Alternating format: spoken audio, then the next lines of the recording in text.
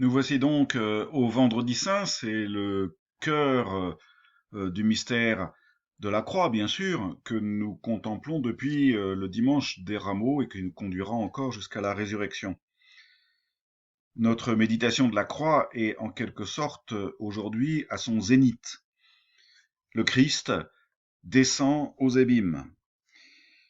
S'il y a fort nombreuses des crucifixions stylisées, il y en a d'autres qui sont des images beaucoup plus fortes et parfois plus simples, qui donnent à méditer de façon ostentatoire la souffrance du Christ.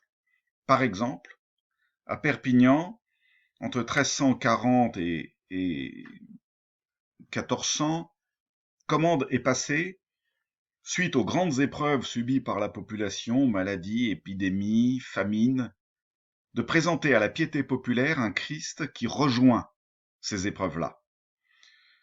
Tout ce qui est subi peut être assumé, tout ce qui est subi peut être ressuscité.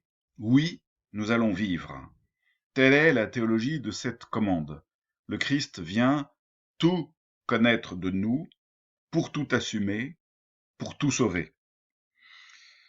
Par l'Allemagne, Köln en particulier, cette iconographie va se répandre partout.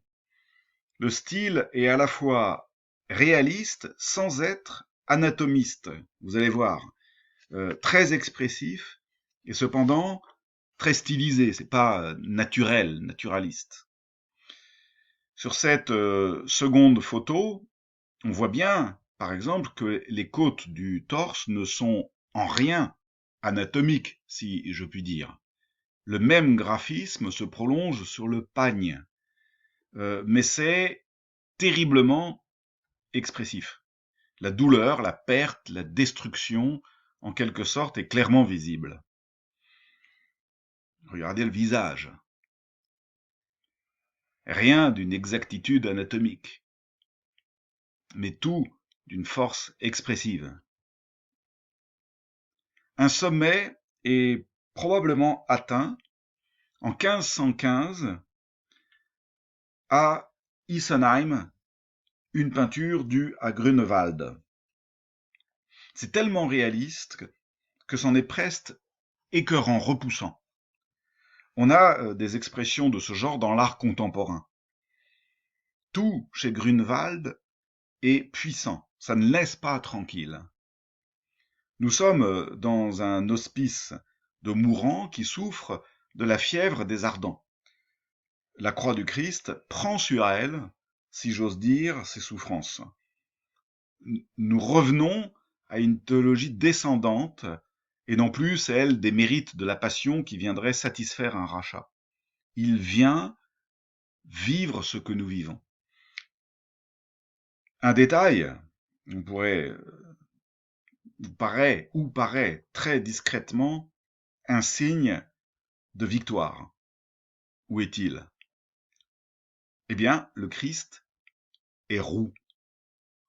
Il est roux comme l'était David, le roi de Juda, qui mena de rudes combats avant d'être ce roi idéalisé d'Israël. Et combat, puis gloire. Le Christ est roux. Dans le sens de ces Christ aux abîmes, je voudrais vous présenter un tout autre genre, un réalisme non aussi puissamment doloriste que celui-ci, un réalisme presque trop lisse. C'est une sorte de mise en scène de la croix. J'ai choisi cette peinture de Cranach parce que je la trouve finalement assez juste. Et pourquoi? Eh bien, parce que les corps sont des corps. Ce ne sont pas des reproductions des cahiers de dessin anatomiques de l'académie. Ouf! Ce sont des corps un peu flétris, ventripotents, mous, comme tout le monde. Le Christ ne fait pas exception, mais la position de face facilite peut-être l'allure plus élancée. Mais pas grand-chose à voir avec les corps stylisés des époques précédentes ni avec ceux du baroque, puissants, musclés, fiévreux. Bien qu'il y ait quelque chose de drôle dans cette scène, où le commanditaire se fait représenter tel le centurion. Il n'y a pas beaucoup de points de ressemblance entre lui et le Christ, si ce n'est le panache de sa coiffure, qui est repris par le flottement du vêtement de taille de Jésus. C'est presque ridicule. Maigre imitation. Cranach a peint plusieurs fois le même thème. Et le mauvais larron est toujours le même. C'est un homme ventru, roux, qui détourne le regard. C'est curieux, hein.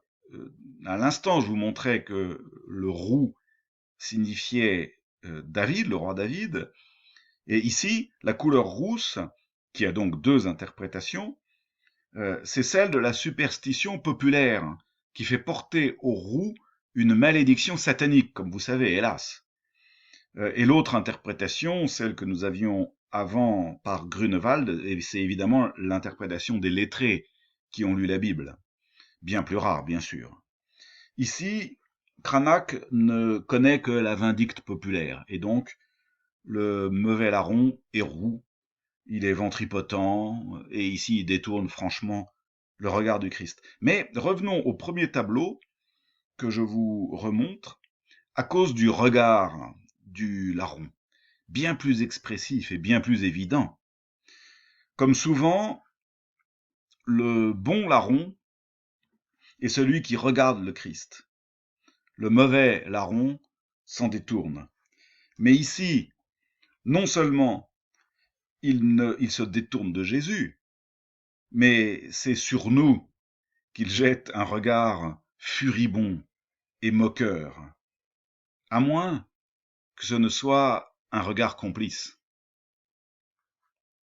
À demain.